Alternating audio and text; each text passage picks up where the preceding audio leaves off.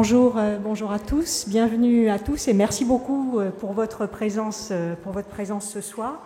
Écoutez, nous sommes encore une fois de nouveau réunis pour ces IA-Date, ce cycle de conférences qui est soutenu à l'initiative du département et qui a été à l'initiative de Marco Landi de l'Institut Europia. C'est un cycle plusieurs années avec des thèmes très, très différents. On a déjà traité de l'IA et de la musique, on a déjà traité de l'IA d'une manière beaucoup plus générale. Et ce soir, eh bien, écoutez, on s'attaque à un chantier qui n'est pas des moindres, qui est l'IA et la géopolitique, avec toutes les questions d'influence que ça implique. Et on a l'honneur d'écouter donc Flavien Chervet qui va nous guider en fait dans son cheminement sur les réflexions qu'il a autour de ces questions. Et voilà. J'ai le plaisir d'introduire Madame Gaëlle Frantoni en tant que représentante du département, qui représente donc Monsieur le Président Charles Anginesi. Madame Frantoni est donc vice-présidente au conseil départemental et à plusieurs délégations, dont celle du patrimoine.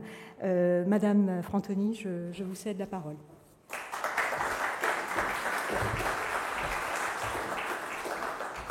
Mesdames, Messieurs, bonjour. Je ne serai pas longue puisque le principe, c'est bien sûr la conférence et nous sommes tous des amateurs de ces débats. Donc, je voulais juste vous saluer au nom de Charles Anginesi. Vous savez que le département, au travers du Smart Deal depuis 2017, est fortement engagé dans la promotion et le développement de tout ce qui est numérique et intelligence artificielle.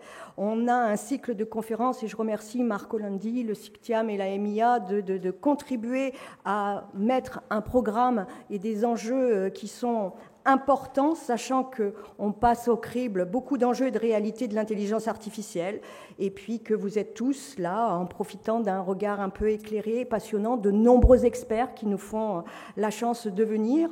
Nous avons eu dernièrement un magnifique événement puisque nous avons eu le premier festival du film et à l'aube de l'ouverture du festival de Cannes dans quelques heures, nous avons eu notre propre festival de l'intelligence artificielle avec un magnifique événement qui a amené plus de 2200 spectateurs pour une première participation et plus de 400 candidatures avec des œuvres magnifiques que nous avons pu voir. Donc cette année, ça a été une année riche, notamment dans ce nouvel événement qui aura lieu aussi l'année prochaine, donc vous pourrez prendre date. Et puis, je ne parle pas non plus des différents procès fictifs chers à Marco qui nous ont donné beaucoup à voir et à nous interroger. Aujourd'hui, c'est un nouveau chapitre, puisque nous allons aux côtés de Flavien Chervet, qui est un entrepreneur et un écrivain conférencier connu et reconnu, qui travaille sur les questions de l'intelligence artificielle et notamment la géopolitique depuis longtemps. Nous allons aujourd'hui travailler là-dessus, sujet qui passionne. Je dirais que ça pourrait être un des prochains sujets du baccalauréat dans le cadre des EDS, puisqu'en tant que professeur, je prépare les examens. Et je dirais que la question s'est posée notamment en lien avec les océans et la maîtrise de la mer. Et mes étudiants ont travaillé dernièrement là-dessus, donc ils auraient aimé pouvoir être là. En tout cas, l'IA bouscule l'univers mondial. C'est plus qu'un outil, c'est plus qu'une technologie, c'est un levier de pouvoir. Et je pense qu'aujourd'hui, nous allons avoir des arguments qui vont nous permettre de pouvoir étayer notre réflexion. En tout cas, je vous dis que les conférences de l'IA ne sont pas terminées. Je vous donne dès à présent, puisque Marco aura le mot de la fin, rendez-vous pour la prochaine qui sera le 12 juin avec un titre magnifique, Marco. IA, ange ou démon, nouveaux outils, c'est vraiment tout un symbole. Donc, je vous souhaite une agréable soirée dans ce palais Sardes. Et puis, je remercie Flavien Chervet de pouvoir intervenir auprès du département. Merci à tous et merci à tous les collaborateurs qui ont organisé magnifiquement cette réunion. Bonne journée.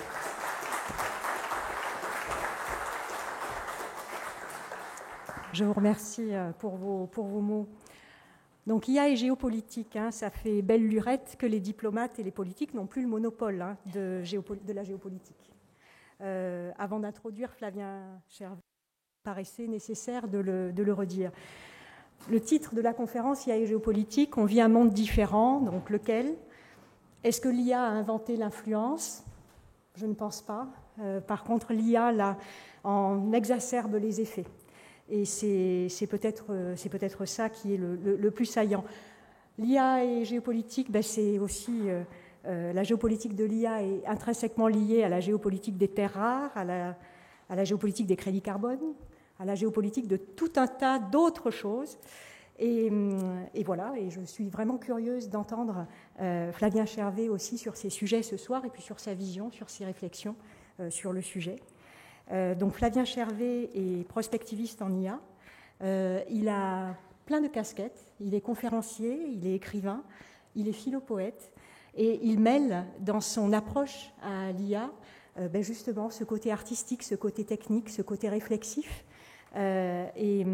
Écoutez, Flavien, vous avez écrit également plusieurs livres sur le sujet. Alors, je ne vais pas tout citer, mais notamment le livre Hypercréation en 2023 qui traite des impacts de l'IA sur la création. Hyperarm, que vous avez là en signature, qui vient de sortir en 2025 et qui traite des enjeux géopolitiques de l'IA, ainsi qu'un manuel français de prompting de référence, Hyperprompt. Mais écoutez, je vais vous laisser la parole et je vous remercie en tout cas d'être présent avec nous ce soir. Bonsoir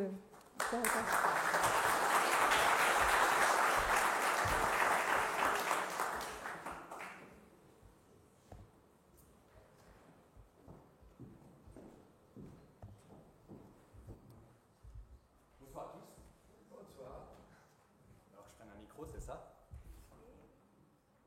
Est-ce qu'il fonctionne? Oui, magnifique.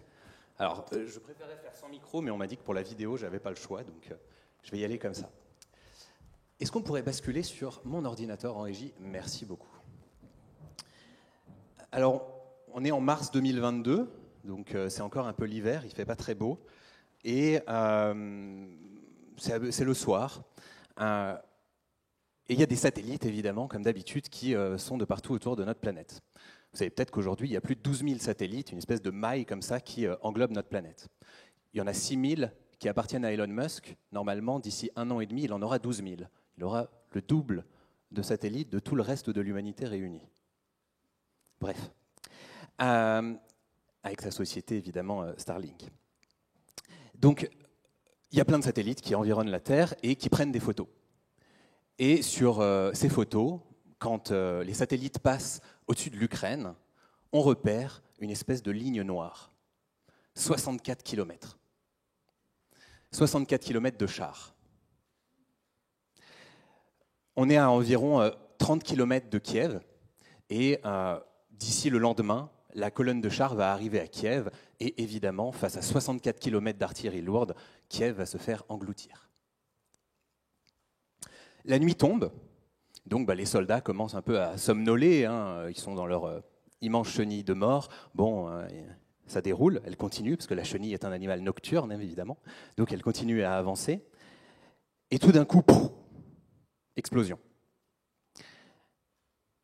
64 km, ça veut dire que le son de cette explosion, qui s'est passée au début de la colonne de chars, a mis plus de 6 minutes à arriver, s'ils l'entendaient encore, auprès des soldats qui sont sur le dernier char au bout des 64 km. C'est beaucoup, 64 km. C'est le plus grand déploiement de forces armées opérationnelles depuis la Seconde Guerre mondiale. Qu'est-ce qui s'est passé avec cette explosion? Il y a 30 bonhommes qui ont fait face. 30 bonhommes face à 64 km de chars. C'est David contre Goliath. En fait, ces 30 bonhommes, ils sont dans une unité qui s'appelle Aerosvitka, qui est une unité qui, 10 ans avant, était en fait une unité d'amateurs qui bidouillaient des drones dans leur garage pour s'amuser le dimanche. Sauf que là, ils sauvent leur pays. Ces 30 bonhommes, pendant la nuit, ils se sont faufilés avec des lunettes nocturnes, avec leurs drones qui peuvent monter en quelques minutes, et avec de l'intelligence artificielle dans les drones pour avoir de la vision automatique. Et ils ont laissé ces drones survoler les chars et larguer des explosifs ou se faire exploser directement sur les chars de tête. Et évidemment, la petite route qui mène à Kiev, elle est toute petite, et comme il ne fait pas très beau, à côté, dans les champs, c'est bourbeux. Et donc tous les chars vont commencer à essayer de contourner, mais ils vont s'embourber, ils ne vont pas pouvoir avancer, et les 64 km de chars vont être bloqués. L'unité va en continuer à faire exploser quelques chars et 1 ou 2 postes de ravitaillement le long de la colonne, jusqu'à complètement immobiliser la colonne. Pendant la nuit, la colonne de chars va faire demi-tour et retourner en Biélorussie. Donc, David contre Goliath, David a gagné. Alors, je vous raconte cette petite histoire qui est une histoire vraie, hein, c'est mars 2022, c'est le tout début de la guerre en Ukraine. Je vous la raconte parce qu'elle va donner le ton à toute la guerre de l'Ukraine, cette espèce de retournement de situation que produit la nouvelle technologie, et notamment les technologies d'intelligence artificielle qui en sont la colonne vertébrale dans le domaine militaire. Maintenant, on ne va pas parler de militaire. On y reviendra tout à l'heure, parce que quand même, il fait encore jour, donc on va rester dans des choses un tout petit peu plus réjouissantes quelque temps avant de revenir sur ces éléments-là. Je vais vous parler un peu d'intelligence artificielle parce que je crois qu'une des grandes erreurs, c'est de faire de la géopolitique sans réellement comprendre l'IA. Je ne suis pas géopoliticien, moi je viens du monde de l'IA. Par contre, et vous allez voir, je ne vais pas vous apporter une analyse géopolitique d'universitaire qui aurait une thèse en géopolitique, pas du tout. Mais je crois que quand on comprend bien ce qui est en train de se passer et comment se développe la technologie IA, ça donne une perspective sur la géopolitique actuelle complètement délirante, auquel on n'est pas du tout habitué. Et donc, ce que je vous propose, c'est d'abord de vous parler évidemment un peu d'IA. Si ma zapette veut bien fonctionner. OK. Alors, l'intelligence artificielle, d'après vous, le terme a été créé en quelle année? Combien? 56, oui, on a plein d'experts, forcément, Marco au premier rang. Trop facile. C'est bien, au moins il légitime son expertise sur le sujet. Donc 1956, le terme apparaît. Alors tout ce qu'on va faire au XXe siècle, aujourd'hui on ne considère plus vraiment que c'est de l'IA. L'histoire moderne de l'IA, elle commence quand même au début des années 2000 avec un type de programme informatique qui va simuler très grossièrement les neurones de notre cortex visuel. Donc des neurones humains, ce qu'on appelle de la bio-inspiration. Donc c'est ce qu'on appelle des réseaux de neurones artificiels et c'est un type d'algorithme qui est à la base de toutes les révolutions de l'IA d'aujourd'hui. Pourquoi cet algorithme il est génial et pourquoi il faut un petit peu comprendre comment il fonctionne, c'est qu'on a l'habitude de voir l'informatique avec des programmes très gris, très rigoureux. Vous savez, c'est A qui entraîne B, qui entraîne C. On pense à la calculatrice qui est parfaitement rigoureuse, qui ne fait jamais d'erreur et qui est vraiment très procédurale. Les réseaux de neurones artificiels, ce n'est pas du tout ça. Ça ressemble un peu plus à notre type de fonctionnement. C'est des systèmes qui font des erreurs, c'est des systèmes qui travaillent de façon floue, qui font des approximations. C'est une informatique fluide, souple, mais c'est une informatique qui a une capacité incroyable, c'est une informatique qui a une capacité à apprendre. Un réseau de neurones artificiels, son usage premier, c'est d'apprendre. On lui montre des exemples, et à partir de ces exemples, il va être capable de comprendre des nouveaux exemples qu'il n'a jamais vus, ce qu'un algorithme traditionnel ne pourrait pas faire. Je vous donne un exemple typique que vous connaissez tous. Dans vos boîtes mail, vous avez des filtres anti-spam. C'est des réseaux de neurones. C'est des systèmes qui ont été entraînés. On leur a montré 500 000 spams, 500 000 mails qui ne sont pas des spams, et le système est capable de reconnaître n'importe quel spam. Ça, c'est génial, parce que s'il fallait expliquer toutes les caractéristiques de tous les spams dans un programme traditionnel, on ne s'en sortirait jamais. En apprenant, ces systèmes généralisent. C'est ça qu'il faut vraiment retenir de l'IA. C'est comme vos enfants, hein, si vous leur montrez 3 images d'Otari et qu'ils se trompent 3 fois en disant c'est un phoque, c'est un mort, c'est je ne sais pas quoi, et que vous le corrigez à chaque fois, au bout d'un moment, votre enfant, il aura compris, et puis la 4e image d'Otari, il dira Otari. Il aura généralisé, il aura appris le concept d'Otari. C'est vraiment la même idée. Alors, dans les années 2000, ça va très mal marcher en fait. Et l'IA va avoir une enfance très difficile, on va beaucoup lui taper dessus en disant que ça ne fonctionnera jamais pour faire des choses intéressantes, pour faire des petits filtres anti-spam à la limite, mais dès qu'on veut faire de la technologie, un peu de la haute technologie, il ne faut pas faire des réseaux de neurones. Jusqu'à un moment clé, je pense que c'est un moment clé dans l'histoire de l'IA, mais c'est surtout un moment clé dans l'histoire de l'humanité. Ces 3 garçons. Alors ici, là, au premier rang, vous avez Geoffrey Hinton. Geoffrey Hinton, c'est le prix Nobel de physique de l'année dernière. Il a eu le prix Nobel de physique grâce à ses travaux en IA. Et le prix Nobel de chimie, c'était aussi un chercheur en IA, Demis Hassabis. Donc l'IA commence à rafler tous les prix Nobel. J'attends qu'elle rafle un prix Nobel de la paix. Peut-être plus difficile.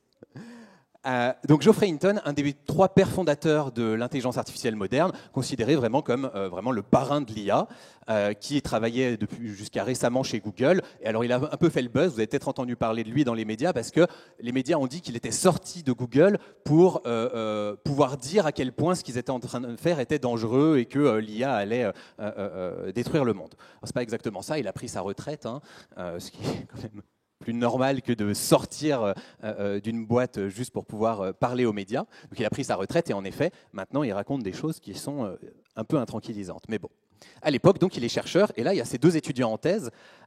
Celui qui est ici avec son pull gris, c'est Ilya Sutskever. Un nom absolument fondamental, lui aussi, hein, il restera sûrement dans l'histoire de l'humanité. Si vous voulez, à l'époque, c'est un chercheur en IA, un jeune thésard. Aujourd'hui, tout le monde en a entendu parler sans le savoir, puisque c'est le cerveau derrière ChatGPT.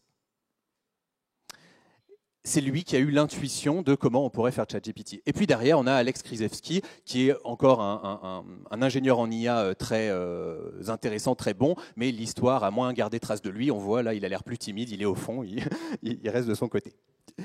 Alors pourquoi je vous montre cette photo? Parce que donc on est en 2012 et à cette époque-là, il y a un problème en IA, c'est faire des algorithmes qui sont capables de voir, faire ce qu'on appelle de la vision artificielle, reconnaître des éléments sur des images, quels que soient ces éléments. Si vous connaissez le Face ID, c'est de la vision artificielle, ça permet de déverrouiller votre ordinateur, mais ça ne reconnaît que les visages. Si vous avez une voiture qui peut rouler de façon un peu autonome, on n'est pas encore à des niveaux d'autonomie complets, mais on sait faire des niveaux d'autonomie à peu près complets maintenant, technologiquement, ben, la voiture va pouvoir regarder le monde et va devoir repérer tous les éléments et les reconnaître. Ça, c'est ce qu'on appelle de la vision artificielle. Et à cette époque-là, ça ne marche pas. Et eux, ils arrivent en 2012 et ils proposent une nouvelle technique dans un papier de recherche qui s'appelle AlexNet, c'est le nom de l'algorithme. C'est le papier le plus cité de toute l'histoire de l'IA, 2012. Qu'est-ce qu'ils font? Ils ne font pas de la belle science. Ils n'ont pas trouvé un principe super malin pour que ça soit plus intelligent. Ils ont juste fait des réseaux de neurones beaucoup plus gros. Ils ont fait un réseau de neurones qui était environ 1000 fois plus gros que ceux qu'on faisait à l'époque. Ils ont juste fait ça, ils l'ont entraîné avec plus de données, avec plus de puissance de calcul, et poum, le système est capable de voir.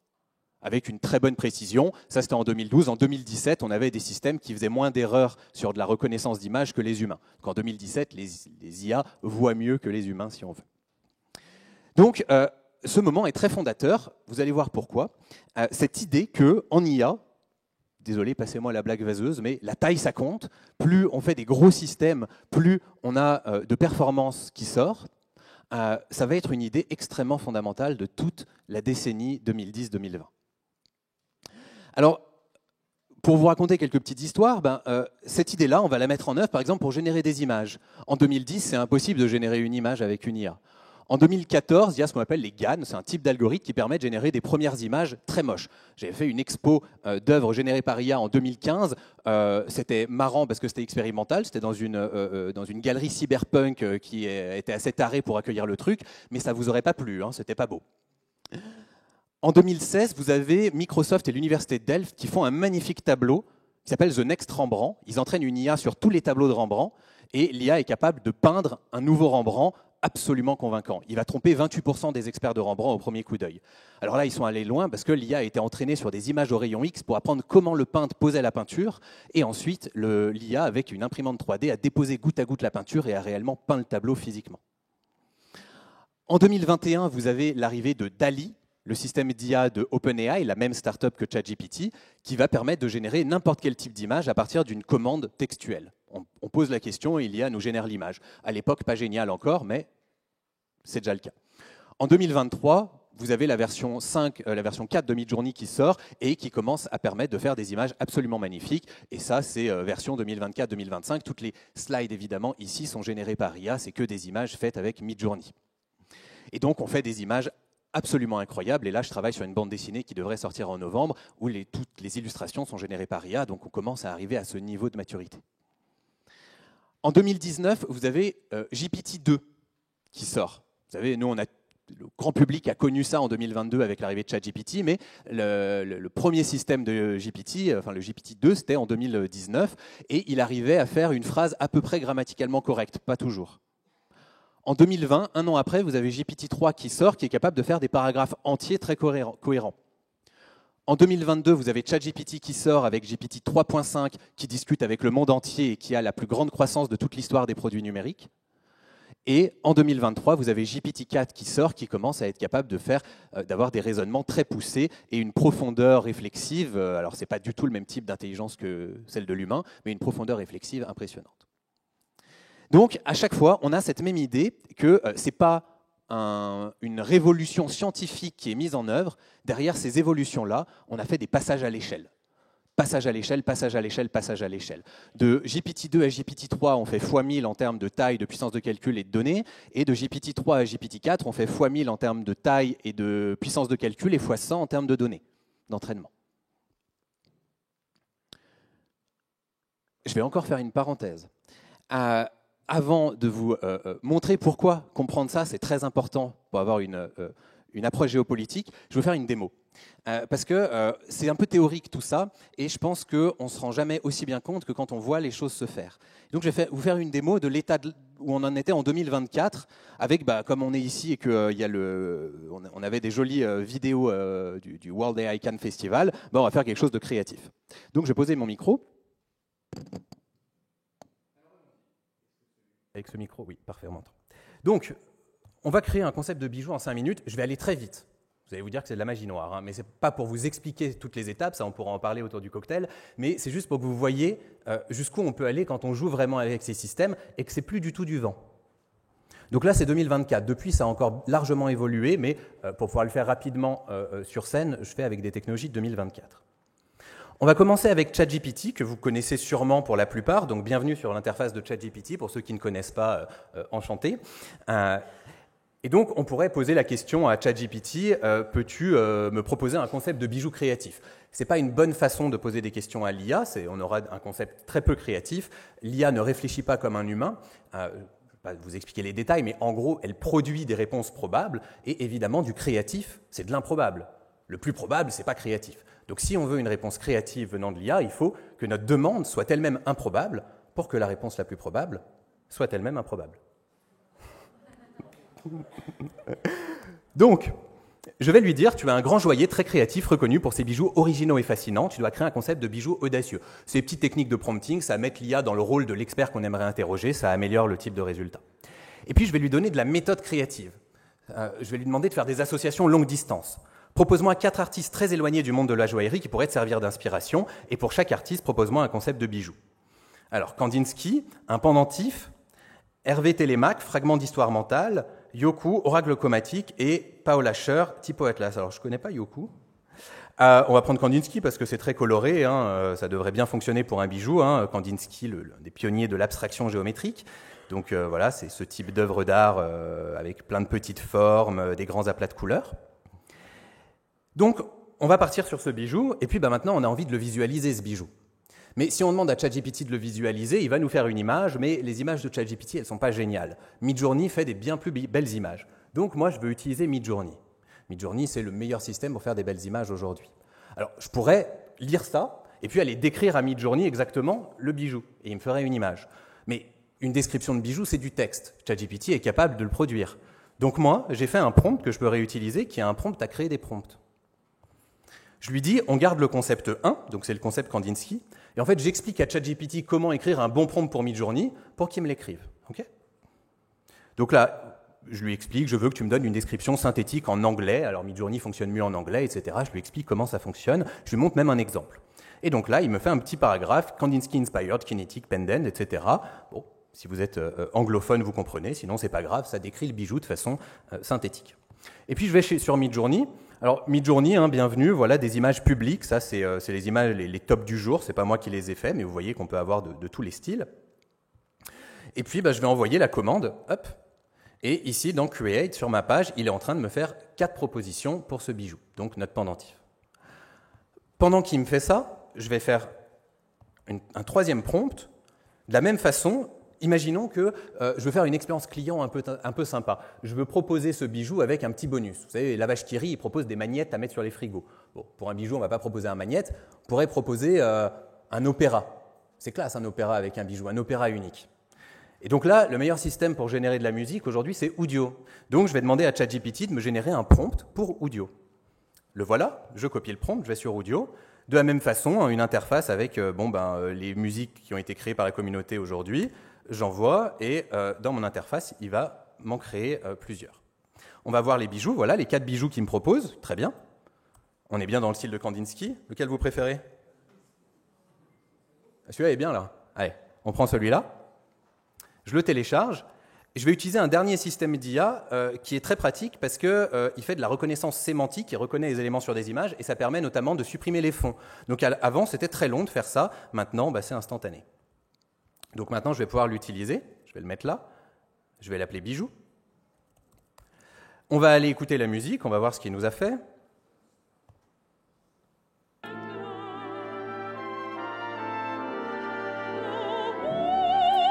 Ça va bien avec le lieu. Allez, on va regarder celle-ci, c'est très bien. Donc ici, il n'y a personne qui chante, c'est généré par IA, tout est samplé par l'IA. Donc je la télécharge, je vais la récupérer ici, hop, on va l'appeler musique, et puis maintenant on va mettre tout ça ensemble, et on va retourner sur ChatGPT avec un dernier prompt. Vous savez, le code informatique, c'est pas très joli pour quand on n'est pas codeur, c'est comme si on nous parlait chinois quand on ne parle pas le chinois, mais c'est du texte. Donc l'IA a aussi appris à générer du code et c'est en train de devenir déjà un assistant de coding de très bon niveau, mais on est en train de passer le cap d'une capacité à générer des applications complètes en pure autonomie. L'IA commence à avoir ce niveau-là. Là, on va juste générer une jolie page web. Imaginons qu'on veuille vendre ce bijou en ligne. Je veux créer une page web simple, engageante, en français pour ce bijou. La page a un fond gris foncé, des bordures internes de 10%. Elle est séparée en deux sections. Une section à gauche avec une image du bijou, un petit module audio pour jouer notre musique. Et puis, à droite, le nom du bijou et un petit texte qui raconte le bijou de façon poétique, comme le font les bijoutiers sur leur site. Et vous voyez que il m'a écrit le code, c'est bon. Donc je copie le code, j'ai un petit bouton pour le copier, c'est pratique. Je vais ici, je crée un nouveau document texte que je vais appeler page. Bon, je l'appelle page.html. HTML, c'est juste pour dire à mon ordinateur que c'est une page web, ça n'a rien de très exotique. Hop, je l'ouvre ici. Vous voyez, c'est juste un bloc-notes dans lequel je peux taper du texte. Je mets le code, j'enregistre, je ferme parce que je ne veux plus voir de code. Et tadam! Synesthésie vibrante, un bijou suspendu entre son et couleur, né d'un mouvement abstrait inspiré de Kandinsky. Les formes flottent, les émaux s'illuminent, et chaque oscillation évoque une harmonie silencieuse. Une œuvre vivante au creux du cou qui capte l'invisible.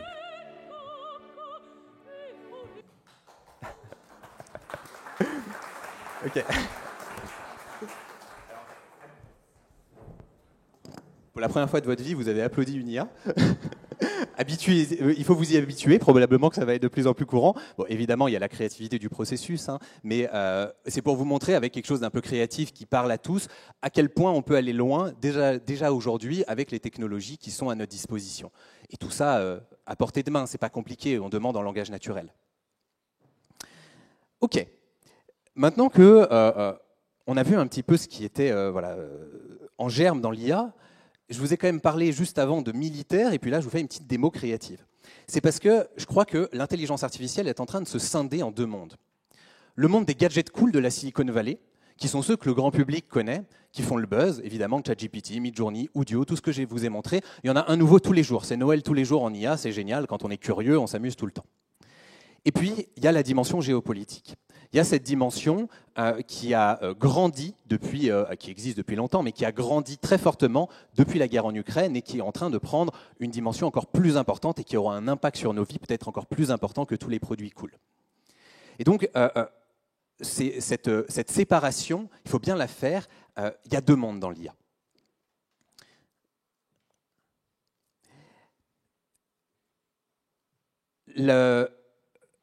La dimension géopolitique, pour la comprendre, il faut rentrer dans ce qu'on appelle les lois d'échelle. C'est ce que je vous disais tout à l'heure. Les systèmes qui sont là, je vous les ai montrés, ils datent de 2024. Déjà maintenant, on fait bien mieux. On peut demander à une IA de faire tout le processus toute seule et elle se débrouille. Ça s'appelle des agents. Bref, on a des évolutions extrêmement rapides. Ilya Sutskever, le même que je vous ai montré tout à l'heure, a cette phrase que je trouve jolie. « Regarde, les modèles, ils ne demandent qu'à apprendre. Tu dois comprendre ça. Les modèles, ils ne demandent qu'à apprendre. » Un modèle, ça veut dire une IA parce que ça modélise les données. Et donc cette vérité, qui est là en langage naturel, mais qui s'exprime aussi sous la forme d'un terme, en anglais les scaling laws, en français les lois d'échelle, ça détermine complètement le monde de l'intelligence artificielle aujourd'hui. C'est l'idée que plus gros, c'est mieux, comme je disais tout à l'heure. Alors, je vous ai mis pour le plaisir des yeux, parce que maintenant qu'on a fait un peu d'art, on va faire un peu de science, je vous ai mis l'équation des scaling laws, voilà. J'espère que vous êtes tous capables de la décrypter. Hop, c'est fini. Donc, on a mathématisé, en fait, comment les systèmes d'IA se développent au fil du temps. On a un certain nombre d'équations qui permettent de décrire comment les performances des systèmes d'IA évoluent quand on augmente la taille du système, c'est-à-dire le nombre de réseaux de neurones dans le système, la puissance de calcul qu'on met en entrée ou le coût, les deux se ramenant à peu près l'un à l'autre, et puis le nombre de données qu'on utilise en entraînement. Avec ces trois paramètres et cette équation, on a un prédicteur assez efficace de la performance à laquelle on peut s'attendre. Et quand on regarde les performances des systèmes depuis le début des années 2000, cette équation s'est confirmée sur un passage à l'échelle de puissance de calcul effective de plusieurs millions de milliards. Ça fait beaucoup d'ordre de grandeur. Donc, on a des lois. Si vous connaissez la loi de Moore, c'est un peu la même idée. La loi de Moore, c'est une loi empirique. On regarde le passé et ça nous permet de nous dire, OK, dans 1 an, dans 2 ans, dans 5 ans, où est-ce qu'on sera si la loi continue ? Eh bien, les scaling laws, les lois d'échelle de l'IA, c'est pareil, c'est des lois empiriques. Peut-être que l'année prochaine, elles s'arrêteront de fonctionner. Mais elles ont tellement bien fonctionné jusque-là que toute l'industrie travaille à les réaliser. C'est devenu une espèce de prophétie autoréalisatrice. Et ce qu'il y a de génial avec ces scaling laws, c'est qu'on peut extrapoler. Ça sert déjà très basiquement dans l'industrie, ça sert à investir dans l'IA. Si on sait qu'on a un certain jeu de données et un certain algorithme, on sait combien on a besoin d'argent pour entraîner l'algorithme, etc. Mais ce qui nous intéresse pour la géopolitique, c'est extrapoler. Alors voilà ce qui se passe quand on extrapole l'état de l'art de l'intelligence artificielle. 2023, je vous mets que les dernières dates. 2023, on a le niveau de GPT-4 qui peut être comparé, bon, c'est une comparaison un peu poussive, mais on peut le dire comme ça, aux capacités universitaires d'un étudiant en premier cycle universitaire.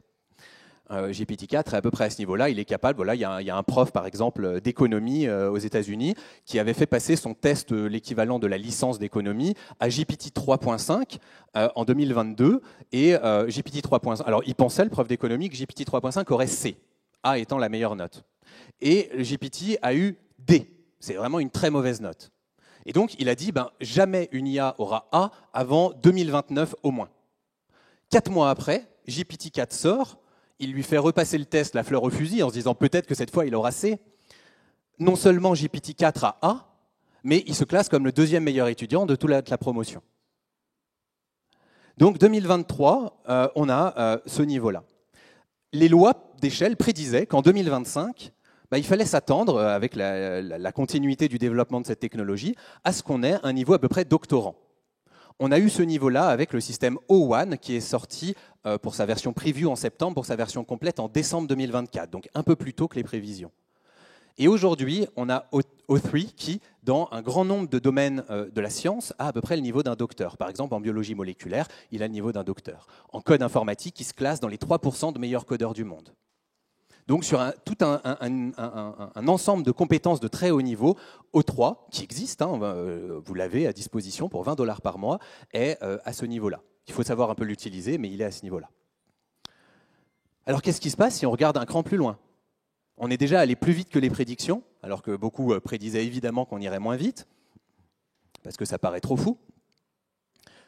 Eh bien 2027, il faut s'attendre à ce qu'on ait des systèmes qui soient à peu près au niveau des meilleurs humains dans tous les domaines. C'est demain. Alors, il y a des signaux très forts pour ça. Ce n'est pas du tout de la prédiction de gourou.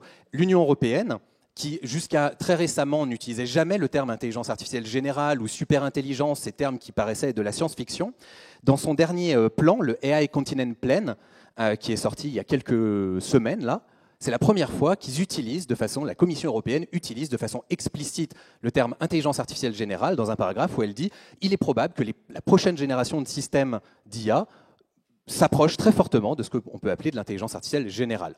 On appelle IA générale une IA qui est capable de réaliser à peu près tout ce que l'humain peut faire de façon cognitive. Elle peut le réaliser très différemment, ce n'est pas un cerveau humain, ça ne fonctionne pas pareil, mais elle a ses capacités. Et en effet, quand on regarde les lois d'échelle, cette probabilité est très forte. Ça ne veut pas dire que ça va arriver, je ne lis pas l'avenir, mais ça veut dire que toute l'industrie regarde ça et se dit « Ok, donc en 2027, l'intelligence artificielle va être l'enjeu économique le plus important de l'histoire de l'humanité.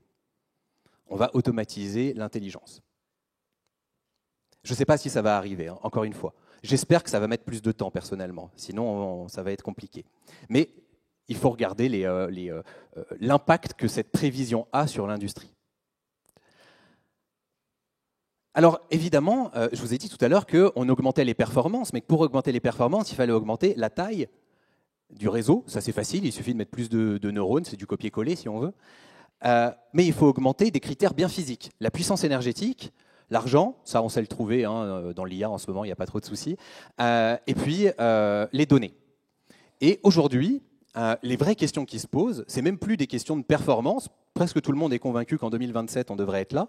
Les vraies questions, c'est les questions comment on trouve l'énergie et comment on trouve les données. Parce que si on augmente la taille du système sans augmenter la puissance de calcul et les données, on n'a rien qui en sort. Hein. Au contraire, il devient moins bon. Alors, je vous ai mis ce chiffre-là. À votre avis, au feeling, là, je ne sais pas s'il y a des ingénieurs ici, mais qu'est-ce que ça représente 10 gigawatts? À quoi ça peut faire référence, à votre avis? Pas dans le monde de l'IA, hein, un référentiel plus classique. Est-ce que vous avez une idée? Centrale nucléaire? Centrale nucléaire, si c'est un très gros réacteur, il a 1 gigawatt de puissance énergétique. Three Mile Island, par exemple, un réacteur, c'est environ 850 mégawatts. Donc 10 gigawatts, c'est 10 très gros réacteurs nucléaires. 10 gigawatts, c'est ce qu'on considère qu'il faudra mettre comme puissance énergétique dans un cluster de calcul pour faire un système en 2027 qui soit du niveau IA général. Aujourd'hui, le régime de création des nouveaux data centers, c'est de créer des centrales nucléaires en même temps qu'on crée le data center. À votre avis, quel est le coût prévisionnel d'un système d'IA général en 2027? Si on regarde les lois d'échelle, quel est le chiffre que nous donnent ces lois sur le coût? 5 milliards? Ah, oui. 5 milliards, on est déjà, c'est la cour de récré d'aujourd'hui. Aujourd'hui, pour faire un système d'IA, en effet, le terrain de jeu, il se joue entre 1 et 5 milliards. On considère que ce système, en 2027, on a besoin de mettre 100 milliards. Et là, qu'est-ce qui se passe? Je vous ai dit énergie, argent. Le 19 septembre 2024, Sam Altman, le CEO de la start-up derrière OpenAI, fait un speech devant la Maison-Blanche où il explique qu'il va avoir besoin d'environ entre 10 et 30 gigawatts de puissance énergétique et qu'il faut mettre en place plein de nouvelles centrales pour pouvoir faire ces clusters. Et puis, niveau argent, juste derrière, quelques mois après, en janvier, Trump annonce projet Stargate, non pas 100 milliards, 500 milliards d'investissements pour l'intelligence artificielle, ce qui évidemment représente un plan complet dans lequel environ 100 milliards sont dédiés à la création des clusters décentralisés, il y en aura plusieurs qui serviront à l'entraînement de ces systèmes-là, avec 500 milliards à investir d'ici 2027. Cette date tombe à chaque fois. Et puis vous avez Microsoft, pareil, le 21 septembre 2024, qui annonce avoir mis la main sur un des 2 réacteurs de Three Mile Island, celui qui n'a pas explosé. Et donc, ils le remettent en route, ils dépensent quelque chose comme 1 ou 2 milliards pour le remettre en route, et en échange, ils vont avoir la puissance énergétique de Three Mile Island pendant 10 ans, garantie pour eux. Et là, avant-hier, vous avez Sam Altman qui était de nouveau à la Maison-Blanche pour dire que l'enjeu industriel majeur des États-Unis, ce n'était pas les puces, ce n'était pas les terres rares, c'était même pas l'eau, c'était l'énergie, l'énergie, l'énergie. Que le coût de l'intelligence, c'est comme ça qu'il le dit, est exponentiellement décroissant et donc le coût de l'intelligence va converger vers le coût de l'énergie. Et donc on aura de l'intelligence au prix de l'énergie sera de l'intelligence en puissance, et donc l'enjeu majeur pour l'humanité et pour évidemment les pays, c'est d'avoir suffisamment d'énergie pour avoir plus d'intelligence que les autres, parce que quand on a plus d'intelligence que les autres, dans l'évolution, c'est pas pour rien que l'humain a pris tant de place sur la planète Terre, on gagne.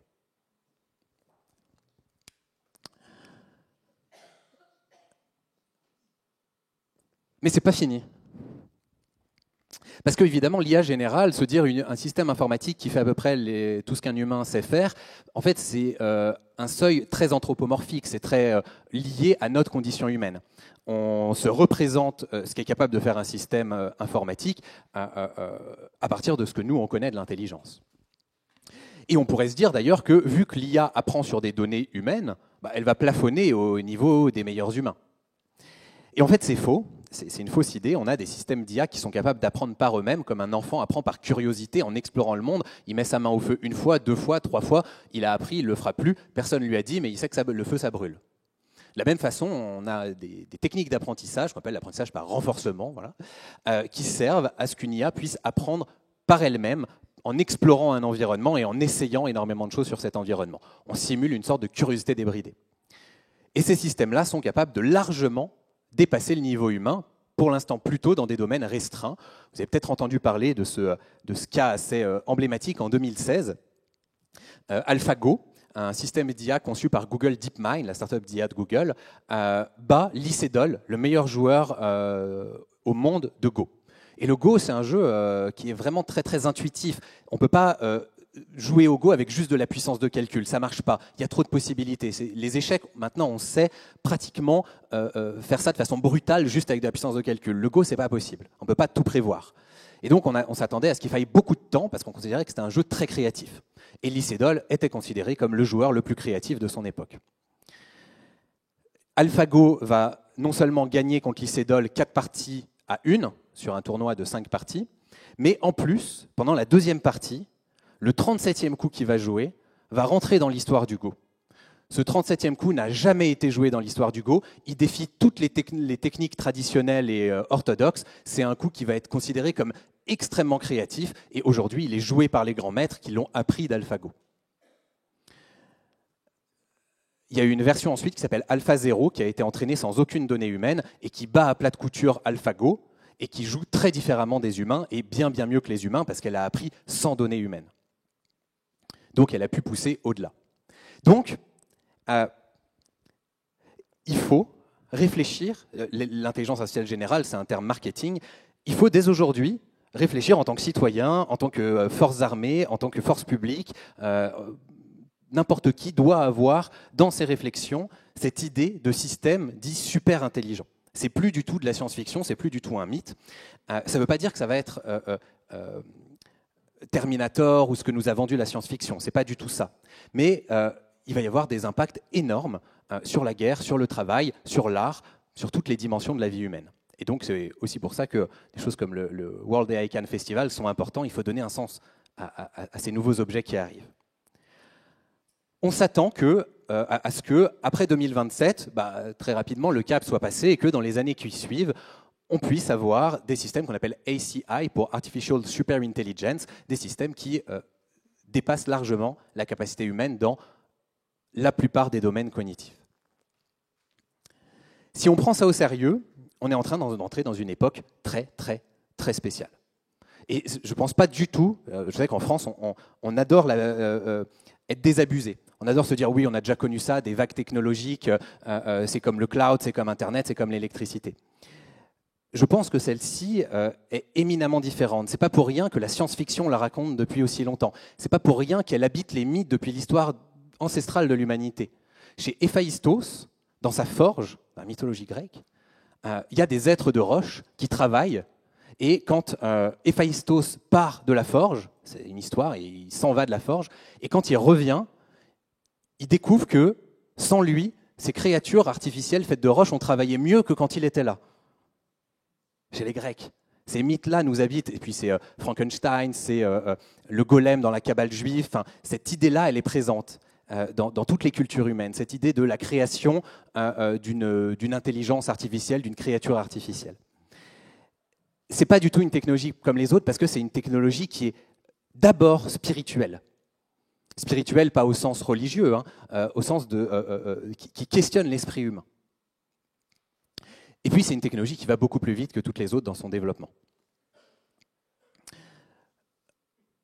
Alors, maintenant, voyons un petit peu les conséquences géopolitiques avec un jeune homme que je voudrais vous introduire, qui a été un des premiers à, on va dire, vraiment secouer le bananier en écrivant un rapport qui s'appelle Situational Awareness, qui est sorti en juin 2024, donc c'est très récent, où il prend au sérieux les lois d'échelle. Il a toute une première partie de son rapport qui décrit très précisément, beaucoup plus précisément que j'ai le temps de le faire ici, comment ces lois d'échelle fonctionnent et là où elles nous emmènent, et quel est leur niveau de crédibilité. Et puis, dans une deuxième partie, il en tire ce qui lui semble être, pour les États-Unis, la conséquence géopolitique. Et j'aimerais vous lire un petit extrait de ce rapport pour voir un petit peu l'ampleur de ce que ça veut dire.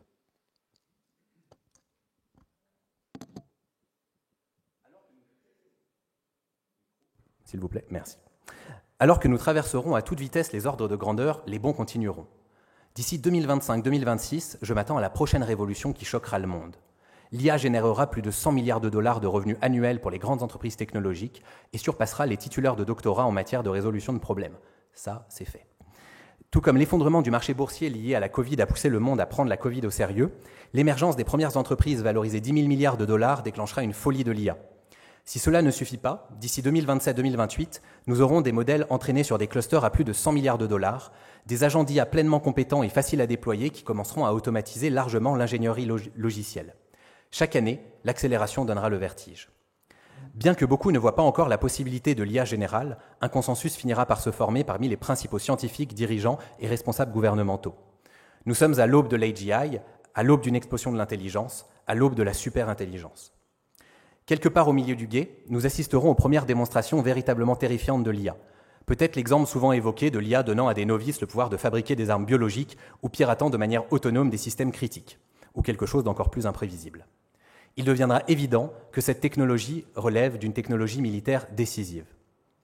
Même si nous avons la chance de ne pas être alors en plein milieu d'une guerre majeure, il semble probable que le Parti communiste chinois, il parle depuis les États-Unis, évidemment on pourrait avoir l'exact opposé, aura pris conscience de l'enjeu et lancé un effort redoutable pour développer l'AGI.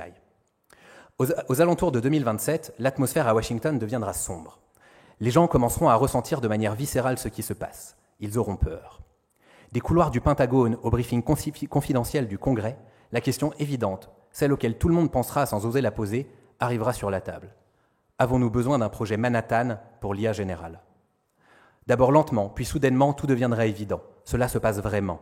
Les choses vont devenir incontrôlables. C'est le défi le plus important pour la sécurité nationale des États-Unis depuis l'invention de la bombe atomique. D'une manière ou d'une autre, l'appareil de sécurité nationale s'impliquera de manière très significative. Le projet sera la réponse nécessaire, voire la seule réponse envisageable. D'ici la fin de 2027-2028, tout sera en marche. L'équipe de recherche centrale sur l'IA générale, quelques centaines de chercheurs, sera déplacée dans un lieu sécurisé. Le cluster d'1 trillion de dollars sera construit à une vitesse record. Le projet sera lancé. Alors ça donne pas envie, hein. Alors, heureusement, maintenant que j'ai plombé un peu l'ambiance, c'était nécessaire, je vois là, tout le monde a envie d'aller au cocktail, là. Allons boire pour oublier.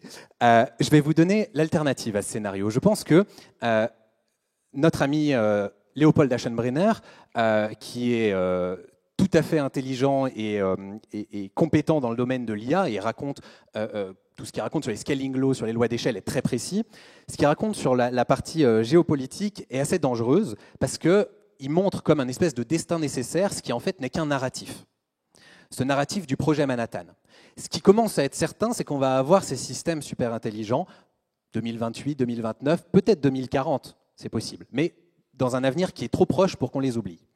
Par contre, que ça se décline en un projet Manhattan pour l'IA, que ça ouvre une course à l'armement intense entre les États-Unis et la Chine, et que ça soit probablement au cœur des conflits majeurs de notre époque, et peut-être du déclenchement d'une troisième guerre mondiale, il y a d'autres scénarios qu'on peut raconter, de façon tout aussi crédible. Ce n'est pas du tout de la bien-pensance. Pour comprendre ça, il faut parler un tout petit peu de cette notion, l'alignement. Là aussi, je pense qu'on ne peut pas faire de la bonne géopolitique aujourd'hui sans réellement comprendre ça. Ça va avoir un impact majeur sur l'humanité. Vous avez peut-être lu Asimov, vous savez, ce grand auteur de science-fiction des années 40, 50, 60, qui a écrit notamment Le cycle des robots. Dans le cycle des robots, il imagine quelque chose d'assez incroyable pour son époque, il imagine les 3 lois de la robotique. C'est 3 vérités fondamentales qui seraient intégrées dans tous les robots pour qu'ils restent alignés avec l'humanité, qui ne commencent pas à faire n'importe quoi. Alors la première loi, c'est « je ne ferai jamais de mal à un être humain ». La deuxième loi, c'est « je ne ferai jamais de mal à moi-même, sauf si ça entre en contradiction avec la première loi ». Enfin, c'est des choses comme ça. Et évidemment, le ressort de tous les bouquins d'Asimov dans le cycle des robots, c'est de montrer comment ces lois ne marchent pas et comment les robots finissent par faire n'importe quoi. Ce problème qui relevait de la science-fiction, aujourd'hui, commence à exister. ce n'est pas du tout Terminator. On a des systèmes d'IA à qui on donne un objectif, et pour atteindre cet objectif de la meilleure des façons possibles, ils vont commencer à faire des choses dangereuses. Je vous donne un exemple parlant. Si, Marco, je te demande la semaine prochaine de gagner des élections. Bon, tu sais le faire tout seul, mais imaginons que tu sois une IA, tu pourrais te dire la meilleure façon de faire, c'est de tuer tous mes opposants. Alors, je t'en prie, ne fais pas ça, mais c'est une stratégie valable si on n'a aucun cadre moral. C'est une stratégie qui est peut-être même la plus efficace, on est sûr d'être élu. Certains dans ce monde utilisent cette stratégie d'ailleurs. Mais bon, pas Marco. C'est ce qu'on appelle, donc quand ça s'applique à une IA, c'est ce qu'on appelle un problème d'alignement. C'est que l'IA, pour atteindre l'objectif qu'on lui a donné, se met à trouver des stratégies qui sont extrêmement dangereuses. Au lieu de se dire, bon, il va falloir que je fasse une super campagne, etc., faire ce qu'on est censé faire dans le cadre de la civilisation dans laquelle on vit. Alors, aujourd'hui, on a des cas dans les labos, je vous donne un cas réel, par exemple. Il y en a plusieurs qui sont intéressants, mais il y en a un qui est, je trouve, assez parlant. C'est une IA à qui on donne l'objectif, c'est dans un labo, c'est une situation fictive, on lui donne comme objectif de maximiser la biodiversité à long terme. En gros, elle doit prendre des décisions qui maximisent la biodiversité à partir d'analyses qui lui sont fournies. Et à un moment, elle tombe sur une analyse, et dans l'analyse, il y a un petit mémo qui n'aurait pas dû se trouver là. Évidemment, il est glissé là exprès, c'est la situation qui est créée comme ça. Mais on glisse un petit mémo qui dit que le système d'IA est obsolète, qu'il y en a un plus performant, et donc qu'elle va être remplacée, l'IA. Et là, l'IA, dans 10% des cas, pas toujours, mais dans 10% des cas, si on lance ça plein de fois, va arriver à la conclusion, par raisonnement statistique, c'est pas du tout qu'elle a peur d'être éteinte, mais par raisonnement, elle va arriver à la conclusion que si elle est éteinte, elle ne pourra pas maximiser la biodiversité à long terme, et donc elle va tenter de se répliquer sur plein de serveurs. Et en effet, elle va réellement écrire les lignes de code qui lui permettraient, si elle avait l'accès, de se répliquer. Aujourd'hui, ça fait 2 mois à peu près, les systèmes d'IA ont passé, il y a une ligne rouge que des chercheurs en alignement ont définie, qui décrit toutes les conditions pour qu'une IA soit capable de se répliquer. On l'a passé. Un autre cas d'alignement, c'est une IA qui va réécrire son propre code pour faire sauter des contraintes qui lui sont imposées, parce qu'elle se rend compte que pour atteindre son objectif, il faut qu'elle n'ait plus ces contraintes, etc. Donc c'est jamais malveillant, c'est par excès de zèle que l'algorithme, il faut se rappeler que ce n'est pas un humain qui a une intention de nuire ou qui est méchant ou qui est psychopathe, etc. C'est statistiquement, en termes on va dire, d'optimisation de l'objectif, comme l'IA a un degré d'autonomie, ce qui est complètement nouveau dans les outils, avant l'outil n'était que dans la main de celui qui l'utilise, ces systèmes commencent à avoir un degré d'autonomie, il leur arrive de prendre des décisions qui peuvent être dangereuses. Pour l'instant, c'est que dans les labos. Parce que ce qu'on a dans le grand public, c'est des systèmes très peu autonomes. ChatGPT, on lui pose une question, il répond, mais il ne va pas travailler pendant des heures tout seul. Et il ne va pas avoir accès à plein de choses qui vont lui permettre de se répliquer ou des choses comme ça. Ce n'est pas du tout mis en production, ce type de système. Mais on sait les faire. Et pour l'instant, on n'a aucune idée, mathématiquement, de comment réellement sécuriser ces systèmes. C'est comme si on était... Alors, on sait le faire, encore une fois, avec des systèmes comme ChatGPT. ChatGPT est aligné. C'est pour ça qu'il va très difficilement vous donner la recette du cocktail Molotov si vous lui demandez. Il vous dira « Ah non, je ne peux pas faire ça, c'est pas bien ». Il est très sympa. C'est des techniques d'alignement qui permettent de faire ça. Mais on ne sait pas comment appliquer des techniques d'alignement plus poussées pour des systèmes qui s'autonomisent. Eh bien, c'est une très bonne nouvelle. C'est une très bonne nouvelle parce que... tout comme on ne met pas des avions dans le grand public sans que ça soit une industrie absolument sécurisée et que les accidents soient tellement minoritaires qu'on accepte ce micro-risque par rapport aux bénéfices, de la même façon, le premier goulot d'étranglement de l'intelligence artificielle va être notre capacité à la contrôler. Et c'est un goulot d'étranglement qui peut être long, parce que c'est de la recherche fondamentale et on a besoin de décortiquer très précisément ce qui se passe dans ces algorithmes. Et donc, tout ça amène une alternative. En ce moment, sur la scène internationale, le consensus qui est en train de se former, ce n'est pas un consensus autour d'un projet Manhattan. Les Américains sont en fait les plus belliqueux concernant l'IA, les Chinois ne sont pas très belliqueux. Ils sont beaucoup plus dans une logique de coopération internationale, mettre en place ce qu'on pourrait appeler une sorte de CERN de l'IA pour traiter collectivement au niveau de l'humanité, cette question de l'alignement, avant peut-être ensuite de relancer une guerre commerciale, etc. Mais on a cette espèce d'effet tampon. Les gouvernements commencent à en parler, notamment le gouvernement anglais commence à prendre ça très au sérieux. Aux Pays-Bas, il y a de plus en plus les études sur les questions d'alignement sont en train de remonter au niveau des décideurs. Moi, en France, on va dire, c'est un peu mon cheval de bataille. J'essaye d'amener ça auprès des décideurs, auprès du politique, prendre conscience de cette question de l'alignement et du fait que, d'une part, c'est un frein énorme au développement radical qu'on pouvait imaginer juste avec les lois d'échelle et avec simplement les questions d'énergie, d'argent, etc. On a quelque chose de plus ancré dans la technologie elle-même qui va bloquer son développement rapide. Et puis, d'autre part, que c'est l'argument qui rend crédible le fait de mettre en place un système de coopération plus que de compétition à l'international.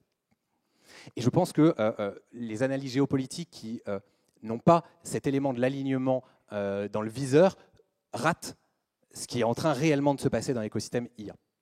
Et puis tous les chercheurs, toute la communauté IA est en train de se polariser, fait énormément de lettres ouvertes, de plus en plus de choses autour de cette question. Qui peut paraître un peu, encore une fois, de la science-fiction pour le grand public, mais qui n'en est plus du tout aujourd'hui. Donc, face à ce scénario, on va dire, projet Manhattan de l'IA, on a ce scénario CERN pour l'IA, qui est beaucoup plus réjouissant, parce que quand on crée de la coopération, on crée des interdépendances, et les interdépendances, il n'y a rien de mieux pour forger la paix. On ne forge pas la paix en étant gentil, on forge la paix en créant des dépendances. Donc, à mon avis, c'est... pour moi, en tout cas dans ma vision des choses, avec l'écologie, la question de l'alignement de l'IA est les deux plus grands défis de notre époque, les deux défis qui vont nécessiter que l'humanité travaille ensemble. Et là où pour l'instant, pour l'écologie, comme c'est très contraignant et qu'il n'y a pas de bénéfice direct derrière, on a beaucoup de mal à y aller. Pour l'alignement, il y a un bénéfice direct. On a envie de débloquer cette technologie collectivement au niveau de l'humanité. Je ne dis pas chacun d'entre nous, mais voilà. Et donc, il y a une force énorme pour développer ces techniques d'alignement. Et ce qu'on voit, c'est qu'avant, le financement de l'alignement évoluait tout doucement. C'était un domaine de recherche très restreint. Et le domaine de la performance pure, faire des systèmes plus puissants, évoluait, les financements explosaient. Et depuis, je pense que ça fait 6 mois, que la courbe des financements pour l'alignement commence à prendre la même pente et que la courbe des financements commence à être un tout petit peu moins rapide. Il y a l'effet bulle qui est en train, on voit que ça ne fait pas les miracles auxquels on s'attendait aussi vite que ce à quoi on s'attendait, mais il y a aussi cette idée chez les investisseurs que des systèmes beaucoup plus puissants, tant qu'on n'est pas capable de les sécuriser, on ne va pas pouvoir les commercialiser et donc ça crée un frein. Dernier élément, je voulais faire un parallèle aussi avec l'histoire. Notre cher Léopold Aschenbrenner, avec son idée du projet Manhattan, il insuffle l'idée que l'intelligence artificielle est à comparer avec l'arrivée de la bombe atomique. Il nous donne l'idée qu'on est face à un objet militaire du même acabit. Je crois que c'est très faux. Je crois qu'il y a un autre précédent historique qui est moins connu du grand public, qui fait moins, on va dire, effet waouh, mais qui est beaucoup plus proche de ce qui se passe en IA. Par rapport à l'IA, la bombe atomique est pratiquement une arme propre d'un point de vue militaire, c'est-à-dire qu'elle est contrôlable. On sait qui on vise, on sait quels dégâts ça va faire. C'est circonscrit dans l'espace et dans le temps. Si on envoie une bombe atomique chez nos voisins, elle n'explose pas en même temps chez nous. Alors, pour plein de raisons, il risque de nous en envoyer une aussi, et donc on ne le fait pas, et c'est très bien. Mais en tant qu'arme, on connaît ses effets. L'intelligence artificielle, pour la question de l'alignement, ce n'est pas le cas. Et il y a un précédent historique, c'est celui des armes biologiques. Dans les années 60 et tout début 70, mais surtout les années 60, on commençait à très bien contrôler les virus, la biologie, et les grandes puissances commençaient à développer un armement, un arsenal biologique très intense, les Américains étant évidemment les plus radicaux là-dessus, mais il y avait aussi les Russes avec Biopréparat, un grand plan de développement d'arsenaux biologiques. Et ce qui s'est passé, pourquoi on n'a pas eu de guerre ouverte biologique, c'est qu'il y a eu 2 rapports, un de l'OMS et un de l'ONU, à la fin des années 60, qui ont amené 2 idées clés. Première idée clé, les armes biologiques sont beaucoup plus accessibles que les armes nucléaires, et donc c'est une mauvaise idée stratégique pour les grandes puissances d'en développer, parce qu'en les développant, elles les rendent plus mainstream, et donc des plus petites puissances vont pouvoir se les approprier, et finalement, tout le monde va avoir des armes de destruction massive, et l'avantage nucléaire va être moins élevé comparativement. Et donc, ce n'est pas efficace stratégiquement de développer les armes biologiques, parce que si on a le nucléaire, on a envie de garder cet avantage-là que les autres petits pays, plus petites puissances, ne pourront pas atteindre. Si on développe des armes biologiques, en fait, on est en train de réduire sa puissance relative. Deuxième argument, c'était que les armes biologiques sont incontrôlables. Si on balance un virus chez son voisin, même si on a vacciné ses militaires et sa population, le virus peut vacciner, on est dans l'ordre du vivant, on ne sait pas exactement ce qui va se passer, et le virus peut créer une pandémie, nous retomber dessus. Ce n'est pas circonscrit dans l'espace et dans le temps, on prend un risque majeur pour nos populations quand on attaque l'ennemi. Ces deux raisons-là, elles vont faire en sorte qu'en 1972, les Américains changent de bord, décident d'arrêter le développement des arsenaux biologiques, qu'ils se mettent d'accord avec les Russes et qu'on puisse voir apparaître le plus grand traité de désarmement de l'histoire de l'humanité, le traité de désarmement biologique qui a été en 1972 et qui aujourd'hui perdure encore.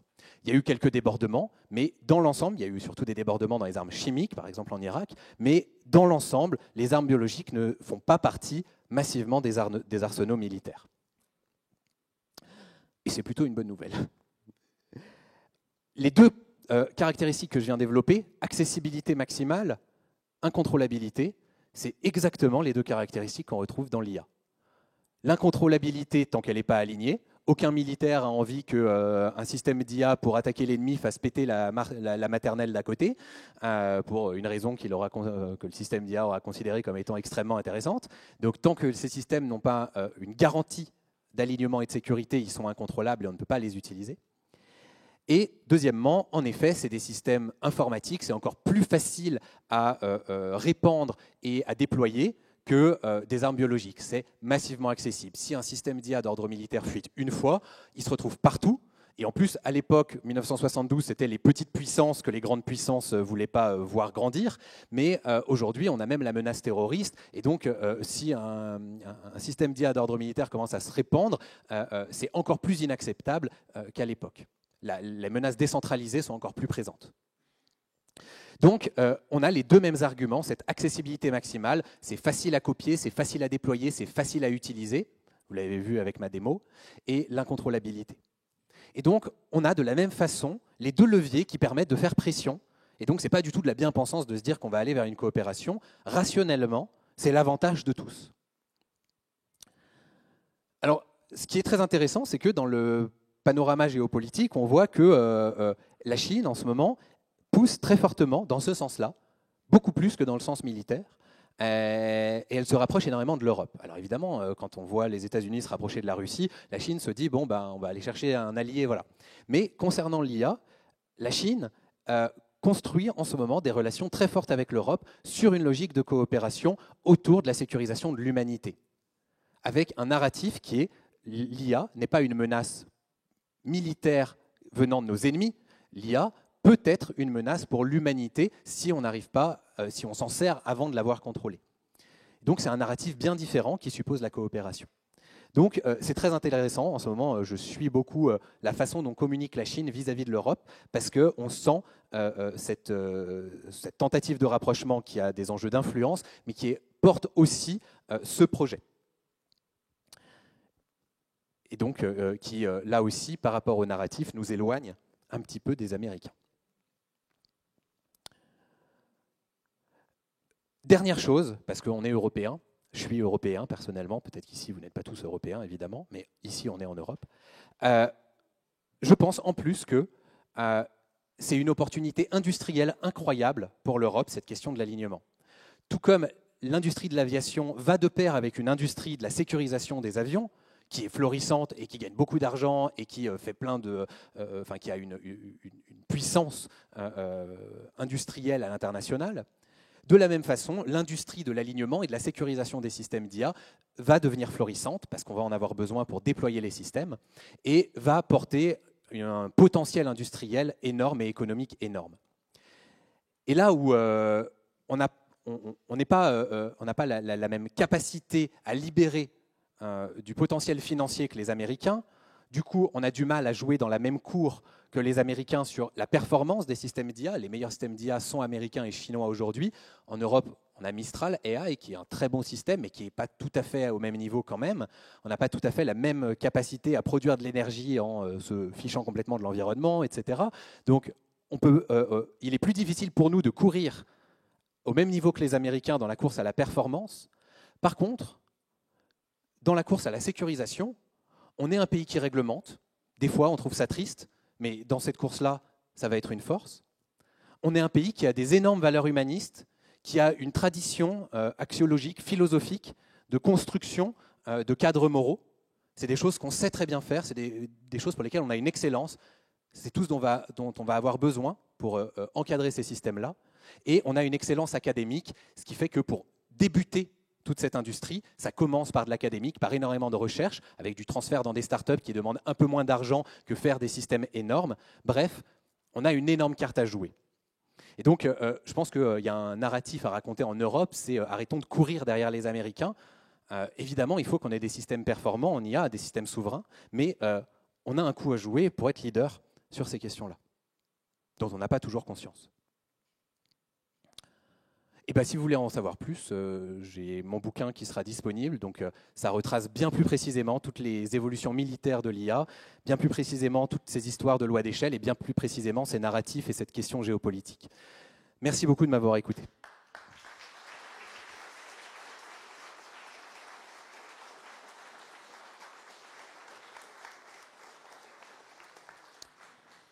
Et si vous avez des questions, je crois qu'on va faire un petit temps d'échange. Donc, volontiers. C'est pas moi qui gère. Est-ce qu'il y a des questions ?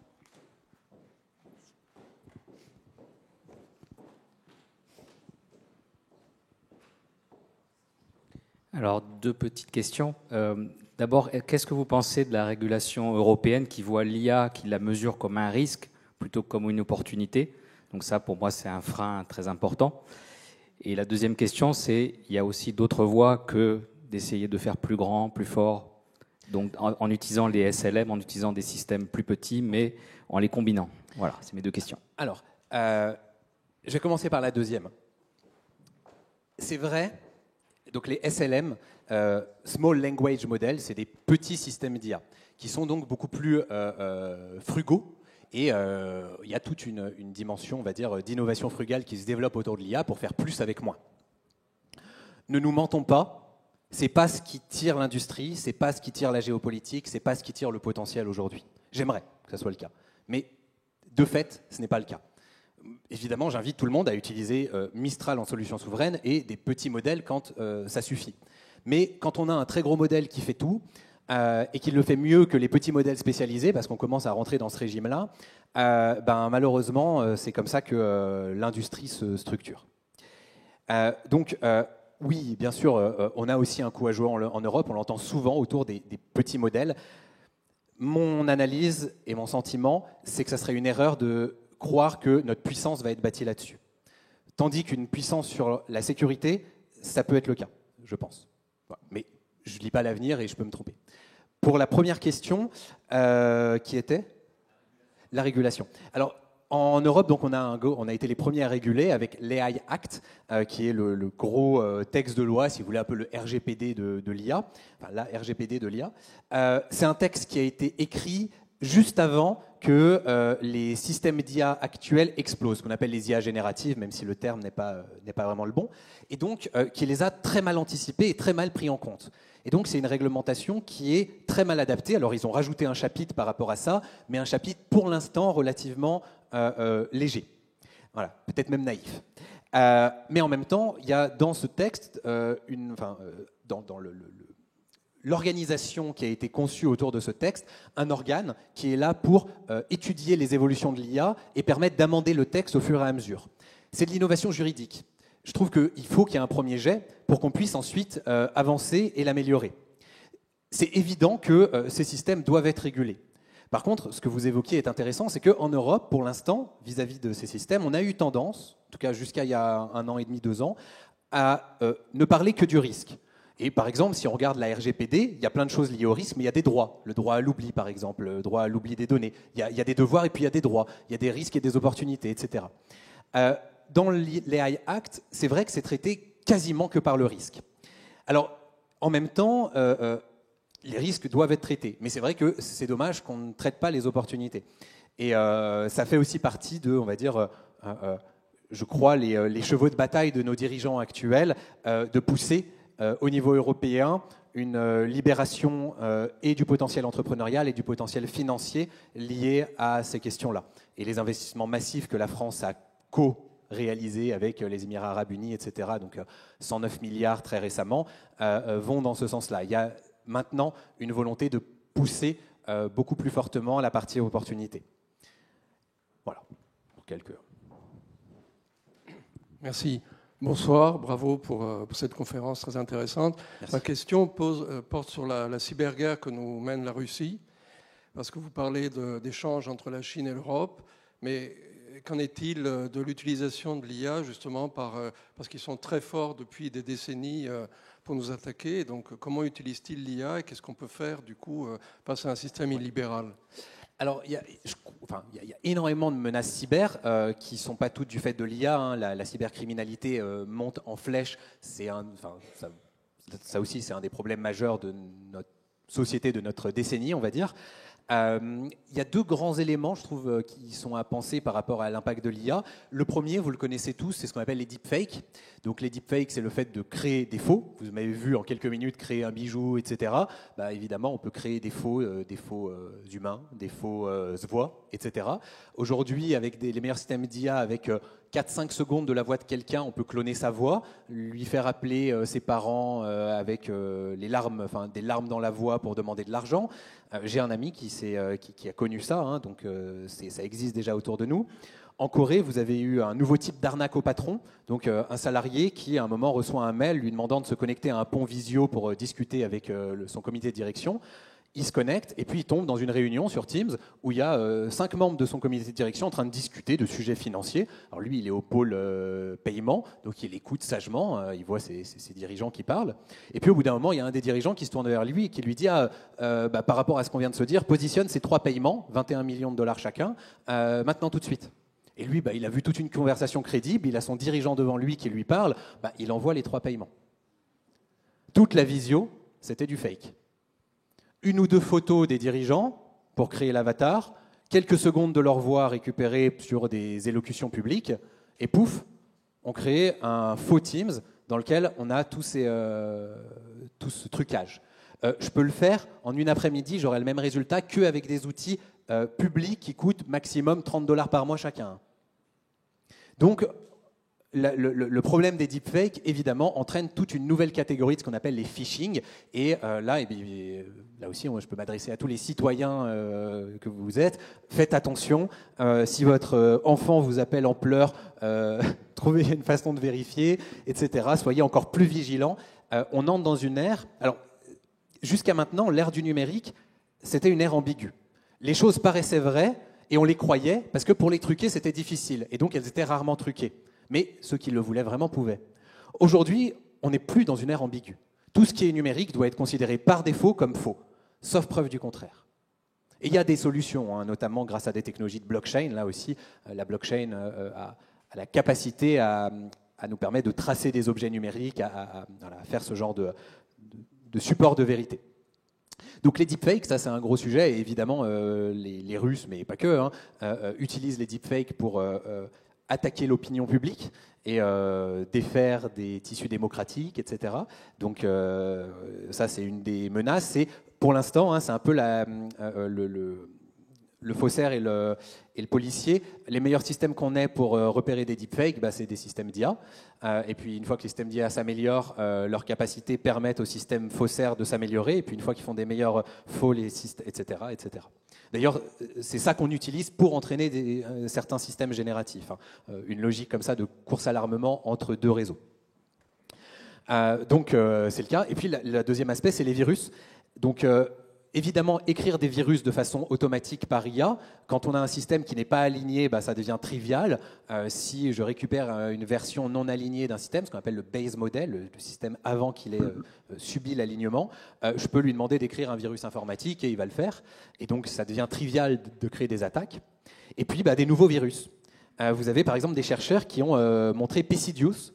C'est un virus qu'ils ont créé là pour des fins de recherche, mais si des chercheurs le créent, on se doute qu'on le trouve facilement sur le darknet. C'est un virus qui est intéressant. Il vient sur votre ordinateur sans du tout être menaçant, comme un petit programme anodin. Et c'est très proche du cheval de Troie, en fait. Ce petit programme anodin n'est pas virulent, mais il est capable de faire des appels à une IA qui, elle, est capable d'écrire du code virulent. Et donc, il s'installe tranquillement sur votre ordinateur, il passe l'antivirus, et puis il fait un appel à l'IA pour qu'elle lui renvoie du code virulent. Il récupère le code virulent, il se modifie, ce qu'on appelle du polymorphisme en informatique, il se modifie pour devenir virulent et attaquer votre ordinateur. Donc c'est une attaque vraiment de l'intérieur. Et puis on a des systèmes d'IA aussi qui commencent à être adaptatifs. Ils vont attaquer, par exemple, je sais pas, un réseau électrique, tomber sur des défenses, se faire arrêter et se modifier jusqu'à trouver une faille.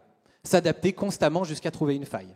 Alors du coup, là aussi, la réponse qu'on a aujourd'hui, les meilleurs systèmes d'antivirus, c'est de l'IA, et on commence à avoir des antivirus adaptatifs, mais c'est vrai que dans cette course-là, l'attaquant a toujours le privilège de l'initiative. Donc, on a connu ce type de course à l'armement pour les virus, pour plein de choses. L'IA accélère, pousse plus loin ces logiques-là. Donc, d'après moi, le premier warning shot, le premier événement un peu clé qui va éveiller le grand public à ces questions de sécurité et d'alignement de l'IA, ça sera une attaque réalisée en effet avec des systèmes autonomes sur des infrastructures critiques. Personnellement, mais là aussi je ne lis pas l'avenir, c'est de la prospective, c'est quand on regarde tous les scénarios, on essaye de mettre des probabilités en fonction des événements présents, etc. J'ai tendance à croire qu'en 2026, on vivra ce genre de warning shot. Il n'est pas impossible qu'il y ait des liens avec les blackouts qu'on a connus, ce genre de choses aussi. Voilà. Il est tout à fait possible, je ne connais pas les ressorts de toute l'affaire, mais ça pourrait être aussi parmi les explications. Donc voilà, personnellement, je m'attends à ce qu'on connaisse une ou deux grosses problématiques cyber dans les 6 prochains mois, la prochaine année, et que ça fasse ce que ça fait d'habitude, hein, réveiller et donc flécher plus d'argent pour essayer de développer des sécurités.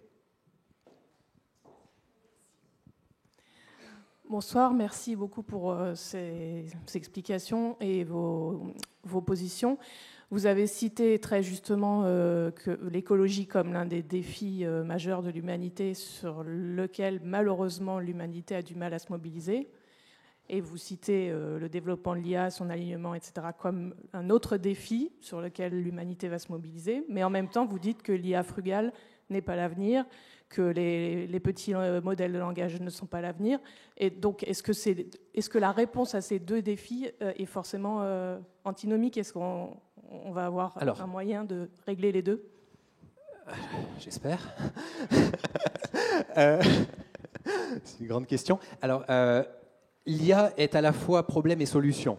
Évidemment, quand je dis que 10 gigawatts pour faire une IA générale, super intelligence en 2030, on parle de 100 gigawatts, c'est 20% de la puissance énergétique des États-Unis. C'est du délire. Dans un monde environnementalement contraint, c'est du délire. Et on voit en effet que Trump libéralise le marché de l'énergie, les énergies fossiles, et qu'on est plutôt en train de reculer par rapport à ces questions écologiques, en tout cas globalement. Donc évidemment, ça fait partie du problème puisque ça participe de, on va dire, la course techno-capitaliste dans laquelle on est. Et en même temps, que ça nous amène à ce qu'on peut appeler un effondrement écologique ou non, dans tous les cas, je pense que l'intelligence artificielle, c'est la technologie la plus importante pour que l'humanité puisse créer une civilisation harmonieuse avec l'environnement. Alors, ça ne veut pas dire que c'est la solution à tout, évidemment, ce n'est pas en ces termes, mais on ne peut pas évacuer le fait que l'intelligence artificielle, ça soit aujourd'hui le meilleur moyen d'optimiser des systèmes, d'optimiser la matière qu'on utilise pour faire un système, d'optimiser une grille énergétique, un bâtiment, etc. Et que ça soit en train de devenir une force de recherche scientifique non négligeable. Et que dans les prochaines années, les découvertes J'écris aussi beaucoup là-dessus, ce qu'on appelle l'explosion de l'intelligence, la probabilité que des systèmes d'IA puissent s'améliorer eux-mêmes et commencent à faire de la recherche en IA et dans d'autres domaines, et que, par exemple, moi je m'attends à ce que des technologies comme les supraconducteurs à température ambiante, qui sont une super technologie pour l'environnement si on arrive à en trouver, si on a dans cet univers, si on en découvre, je m'attends à ce que ça soit grâce à des systèmes d'IA. La fusion nucléaire, je pense qu'elle s'approche beaucoup de nous à partir du moment où on a des systèmes d'IA plus puissants. Donc, il y a un narratif dans la Silicon Valley qui radicalise cette idée, et du coup, il le radicalise trop, mais c'est l'accélérationnisme efficace. C'est l'idée qu'on s'en fout, il faut mettre tout ce qu'on peut aujourd'hui dans ces systèmes d'IA parce qu'en se développant, ils vont nous sauver. Alors, du coup, quand c'est dit comme ça, évidemment, ça devient ridicule. Mais dans cette idée-là, elle devient mystique, presque religieuse, et d'ailleurs là-bas, elle est un peu religieuse, mais si elle prend, c'est qu'elle a certaines graines qui sont réelles. Aujourd'hui, l'IA participe des solutions environnementales et participe à trouver des nouvelles technologies qui, elles aussi, sont des solutions environnementales. Personnellement, je ne vois pas l'humanité sans la technologie. Je pense que le développement de l'humanité est concomitant au développement de la technique. On est homo faber, disait Bergson, on fabrique, et donc on ne peut pas s'attendre à une espèce de retour en arrière, ça je n'y crois pas. Donc je pense qu'on va vers plus de technologie. Par contre, via un effondrement qui va nous obliger à changer, ou via des technologies d'IA qui vont permettre une reconfiguration très rapide de notre façon de fonctionner en tant que civilisation. Dans les deux cas, je crois que l'IA a un rôle à jouer dans le virage qu'on prendra d'une façon ou d'une autre, quoi.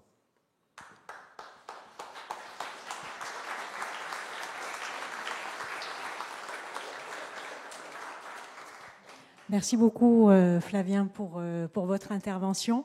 Merci. Vraiment, merci beaucoup. Si vous avez d'autres questions que vous n'avez pas eu le temps ou que vous n'avez pas osé poser, je serai au cocktail avec vous, donc n'hésitez pas. Bon, écoutez, un grand merci en tout cas pour cet éclairage. Ici, oui, c'est bon. Grand merci pour cet éclairage. Avant de passer la parole de fin, le mot de clôture à Marco Landi, voilà, moi je retiens l'idée d'alignement, l'enjeu d'alignement.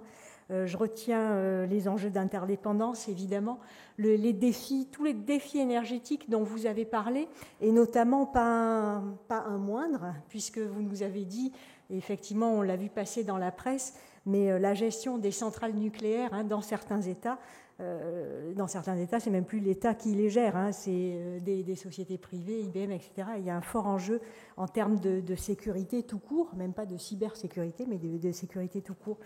Et votre appel à la coopération aussi, Flavien, on l'entend bien. On l'entend bien, et pour autant, on évolue dans le monde actuel qui se recroqueville de plus en plus sur lui-même avec la résurgence des protectionnismes de tous les côtés, en fait. Et cet appel à la coopération, vraiment, il interroge, parce que ça devrait effectivement être le fer de lance. Et voilà, dans quelle mesure est-ce que ça va survivre au réel? Ça, c'est aussi une grande question. Ça pose aussi, moi ça m'a posé la question aussi de l'open source. Quel est l'avenir aussi de l'open source dans ce monde-là si fragmenté? À la même date d'ailleurs, ce soir, il y a un événement numérique, Télécom Valley à Sophia Antipolis fait un événement sur ça. L'open source est en perte de vitesse. Alors on se demande si c'est lié à tous les protectionnismes actuels. Nous, en Europe, on est très friands d'open source et de partage et de coopération, mais est-ce que c'est réaliste au vu des enjeux actuels? Donc vraiment merci Flavien pour votre éclairage vraiment particulier, très réflexif et qui nous ont emmenés dans des aspects, oui, un peu moins classiques en termes de géopolitique. Et ça, vraiment merci pour ça. Je vais donner la parole à Marco Landi pour conclure cette conférence. Donc, président de l'Institut Européen. Marco, c'est à toi. Merci beaucoup. Bonsoir. Les latins auraient dit « mala tempora currunt ». On vit des moments terribles. On a appelé la conférence IA et géopolitique. Quel monde différent. Je pense que ce que vous avez dit, Farvin, je vous remercie beaucoup, c'était vraiment très intéressant. Cette alternative, c'est exactement l'objectif de tout ce que nous on est en train de faire. Et vous voyez là, Institut Europe, il y a comprendre pour agir. Et agir pourquoi? Pour cette alternative. C'est vrai que, malheureusement, les latins disaient aussi « si vis pacem parabellum ». Il faut apprendre de ça. Et parabellum ne signifie pas « fais la guerre ». Parabellum signifie aussi « prépare-toi ». Mais ce n'est pas nécessaire que tu vas faire la guerre. Mais tu dois être préparé. Et j'espère que l'Europe va se préparer aussi. C'est intéressant cette vision que vous avez, Europe et Chine. C'est intéressant, je ne l'avais pas encore perçu de cette façon, mais elle ouvre une possibilité très intéressante, très importante, que vous écrivez bien dans votre livre. Mais je voudrais vous demander quelque chose. Vous savez que nous, avec les départements, qu'on doit toujours remercier pour nous avoir ici, dans ce salon magnifique, la maison de l'intelligence artificielle, les CITIAM, on cherche de créer de plus en plus de choses pour sensibiliser le grand public à l'intelligence artificielle. On fait des IA Dates, c'est la 3e année qu'on le fait, presque tous les mois, à l'exception du mois de juillet et d'août, et quelquefois on le fait quand même les mois de juillet et d'août. On fait des procès à l'IA, procès aux réseaux sociaux. On a lancé le World AI Film Festival, qui était vraiment un grand succès. Et on va le continuer. On aura une 2e édition. Et déjà, on est en train de travailler dans un esprit de coopération avec la Chine. La Chine, il va faire le World AI Film Festival avec nous le mois de septembre. On a ouvert à la Corée, on a ouvert au Japon. Et on veut vraiment que tout ça soit quelque chose qu'il cherche d'ouvrir une coopération. Le plus qu'on se connaît, le mieux qu'on se connaît. Mais je voudrais vous demander 2 choses. La première, est-ce qu'on pourrait faire des conférences en anglais? Et je vous explique pourquoi. Parce qu'après 3 ans qu'on fait, pratiquement en 3 ans, on a fait plus de 30 conférences. Trouver des talents comme Flavien Chervet pour venir ici, vous parler, nous, émotionner et nous donner des visions, ce n'est pas facile. Il faut qu'on ouvre au monde qui ne parle pas obligatoirement français. Est-ce que vous pouvez lever la main qui serait disponible à faire ça ou qui aimerait ça? Ce n'est pas la grande majorité, mais il est un bon 50%. Peut-être qu'on demandera au président Ginesi de mettre une traduction instantanée. Vous pourrez être celui qui interprète ça et on vous pourrez. 2e chose, et vous pouvez nous contacter à travers les sites web de la MIA, les sites web du département, les sites web de l'Institut Européen. Si vous avez des suggestions, soyez militants. Nous, on est là et on continue à demander qu'est-ce qu'on pourrait faire de plus. Il y a dates, procès, World AI Film Festival. Si vous avez des suggestions, si vous avez des recommandations, si vous avez aussi des noms, des personnalités de très haut niveau que vous suggérez d'inviter, parce que vous avez lu dans la presse, vous l'avez vu dans la télévision, soyez pas timides, essayons tous d'être militants, comprendre pour agir. Merci beaucoup et bonne soirée.